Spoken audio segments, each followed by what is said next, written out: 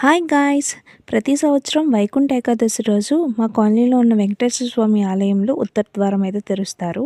So, morning to evening full rush ఉంటుంది గుడి. And morning వెళ్ళడానికి నాకు, మా అక్కకి కుదరలేదు. మా అక్కకి ఆఫీస్ వర్క్, నాకేమో క్లాసెస్ ఉన్నాయి.